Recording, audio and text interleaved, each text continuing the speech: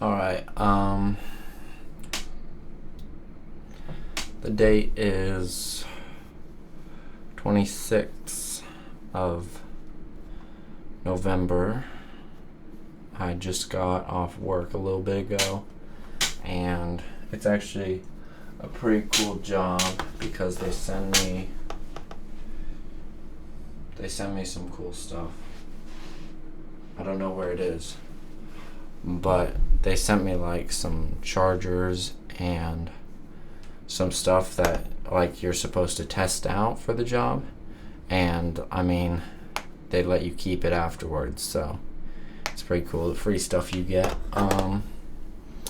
I wanted to do another Notes app video just because on that thing I said about friendships in my last video. I think I said something, my last documentation. It was, I kind of just, I thought about it a lot and wrote some stuff down. So I called it the limbo phase, where you're moving over from like the transition between the space who you were and who people expect you to be, and old habits and old environments and old friendships, and the person who you feel like you're naturally growing into and becoming who you are. It's kind of like you're not quite your old self anymore, but you're not quite fully your new self yet. So you're hovering in a kind of like a psychological in-between space, and where the new patterns aren't strong enough, but you're breaking free from the old ones. So it's kind of like where you feel really uncertain, and you feel like sometimes you get clarity and then it goes away, and you have to set boundaries, and a lot of loneliness but also relief, and it can cause a lot of confusion. And it's kind of it's normal, but it's messy kind of when you're moving over. And the friendship tension, when old bonds clash with new values, it's like old friends who are socializing through behaviors that you're outgrowing, where for most people friendships are built on like shared habits instead of shared values, like you both have similar interests or something, or like you scroll and then you send memes to each other, or the reels, or you gossip with each other, or do drinking with each other, like, or go parties. But when you change your habit level kind of behavior, it can really reveal the lack of depth in a friendship, or maybe the depth of it. Maybe it reveals that there was depth in it. And like whether you're compatible beyond your habits, and whether kind of the friendship still fits you. Like, were we even real friends if all we did were, get drunk together and go parties together? And like, a friend who shares your habits is not automatically shallow, but a friend that is based solely on habits is very fragile. That friendship can be very fragile when you're growing. And like some friendships, they transition successfully. So some friendships will adapt and find new ways to connect. Like in your new habits, maybe it helps them a little bit, and they respect your boundaries, and they don't really rely on the old version of you. Sorry, I'm mispronouncing some of these words. They're like, I'm trying to read off my phone what I've written down. Like, they don't know how to relate with you without the shared behavior, and kind of incompatibility revealed by how you're growing. And I feel like real friendships, that's kind of given me a bit of clarity with finding who are actually my real friendships. And I mean, those other friendships are real, don't get me wrong, but they're just more fragile, and they don't go deeper, but they cost the same amount of energy. So it's more high maintenance friendships. And another thing is, you should only expect from people what they can give, and you should only let them expect what you're willing to give. When you shift what you're willing to give, the relationship kind of has to recalibrate or break. It's kind of, you know, and you just gotta accept that some people will adapt, some people won't, some people can't, some people don't want to. I mean, it's really depending on the friendship and your situation. And that doesn't mean you're wrong or they're in the wrong. It just kind of how it is. It means your paths are going down different ways, you know? And a big part of this is my personal journey through this. So what I've talked about is kind of like an overarching idea. And then this is kind of like my personal journey where I had a lot of family expectations, and some people may relate to this, some people might not. This is just for me personally, my example of it. And I had a lot of family expectations, and I did a lot of people pleasing. So when I'm changing and my family's system is not, and my family's expectations of me are not, they kind of expect me to stay in that old me state where I'm like the agreeable one. I always help out, and like the peacemaker, the reliable one, and the one that really absorbs the emotional labor. And when you stop playing the role, the family's expectations and the system of that your family is built on kind of destabilizes, and it feels like betrayal to them and freedom to you, because boundary setting feels like tension and saying no feels wrong. That was for me, and the old identity tried to kind of pull me back every time they would expect me to do something, or just kind of expect the people pleasing from me. And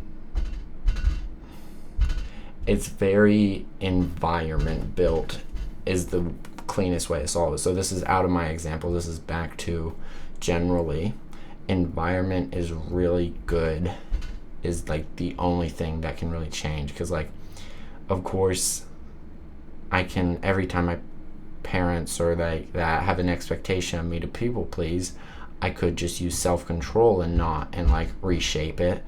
But if I set up my environment properly, I won't have to, and I won't have to think about it, and I can just, and it'll work easier for them too. So identity change is easiest when your environment changes. Kind of like if you're in an old place, you have the same triggers, because habit, whenever you have a habit, there's a trigger that starts that habit, and it's all very unconscious in your brain.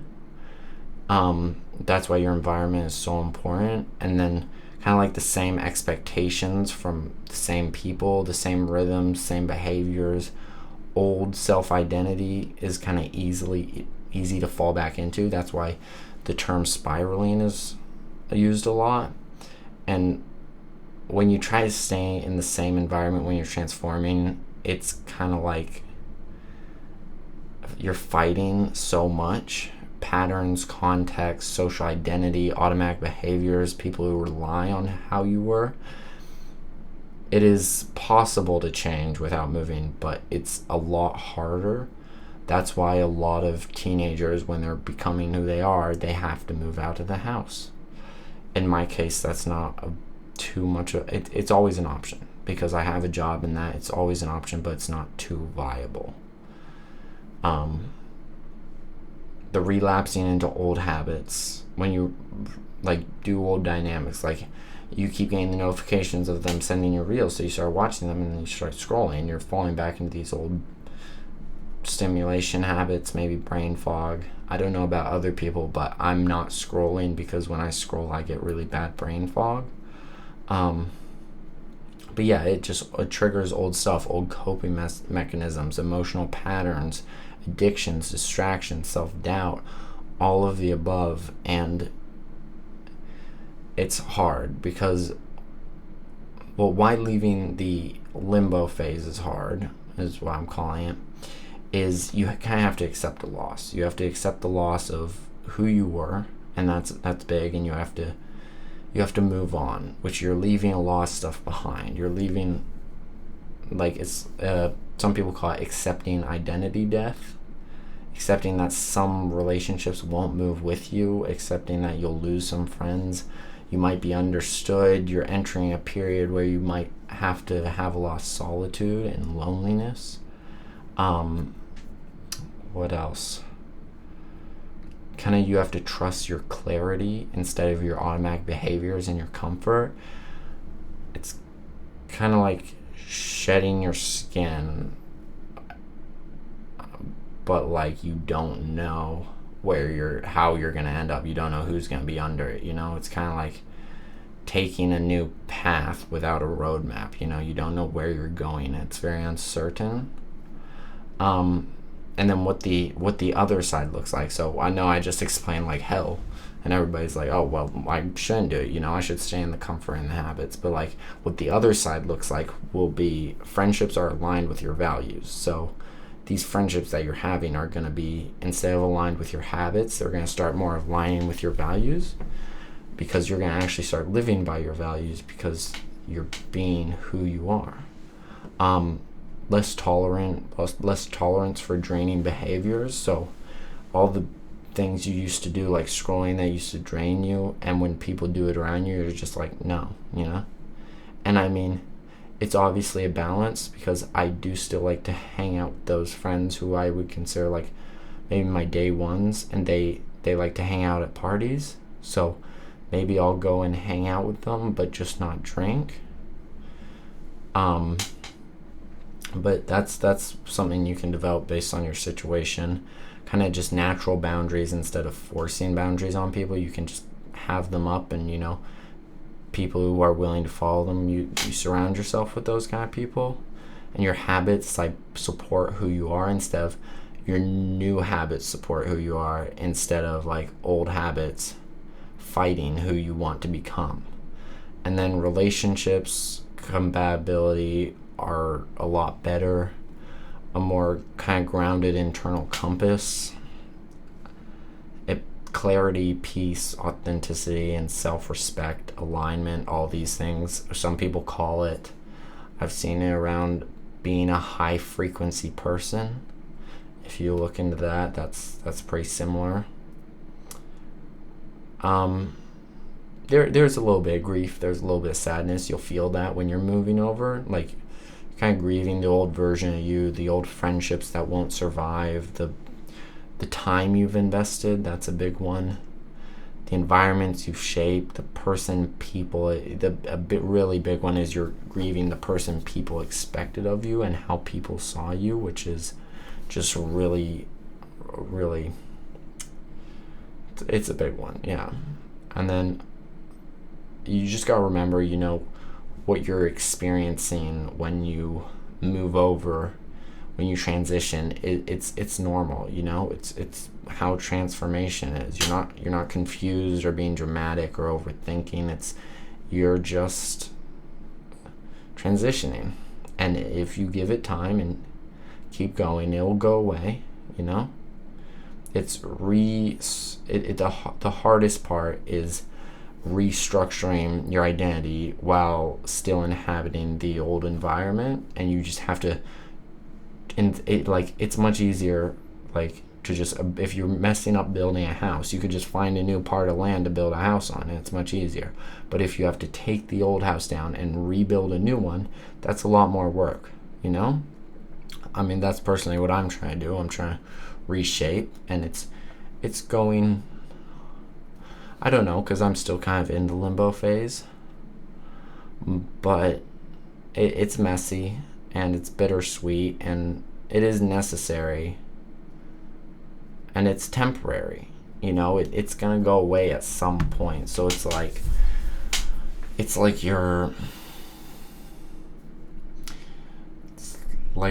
you can see the end. So you're before your limbo phase, you can see the end. You see how it's going to be. You enter your limbo phase, you can still kind of see it, but it's very blurred, and you're very kind of like in a path, and and someone says go to the end of the path, you're in the middle of the path, they just set you in, and like you don't know which way is the end, you don't know which way to go, but you kind of just have to keep moving forward, you know. It's I don't really know how to explain it other than that. It's kind of just about accepting how it is and remembering that, you know, you'll always have problems. That's, if you want to go watch the problems little documentation I made, notes app video, go for it. It's if anyone ever ends up watching these, yeah, that one talks a little bit about how you'll always have problems, you know, no matter where you are, no matter what position you're in, no matter how successful you are, you know, even when you transition. But this really taps into that, where it's about choosing the problems you're okay with having, and the problems that being the person who I'm meant to be, the problems that he has, I'm okay with having. I can accept those problems and work with them, you know? It's like choosing a job, choosing a career, it's all about choosing the problems. And that might sound like a bit counterproductive, but go watch that other documentation I made. And that kind of explains it. But honestly, I've started to go through the good parts of these too, like my friends. I had a lot of friends that, obviously a lot of friends that I was kind of spent more time around and more energy with, that I'm not anymore, so I've got more time to myself. And that, obviously I can make these videos, but if I think about it, I wasn't going as well with friends before this, so before the transition, so I don't have as much to base it on. But now I've got I've got two people that, you know, I can really call them my good friends, and that just means so much, you know. I mean, some people are surrounded by friends, but they're really fake, and I mean, some people don't have any friends at all. So to have two friends that I can call, like, actually our values align, I think that means a lot. And I mean, everybody's in a different position, you know. I don't want to like put down anybody in a certain position, but that's just kind of my take on it. Just but yeah, it's it'll work out. That's kind of just, you gotta keep it in your head. Maybe I'm just delusional and just keeping it'll work out in my head just so I can just keep going. But I think that, you know, it'll work out. I already said the date of the video, but yeah, that's about it. Yeah, it's the end of the video.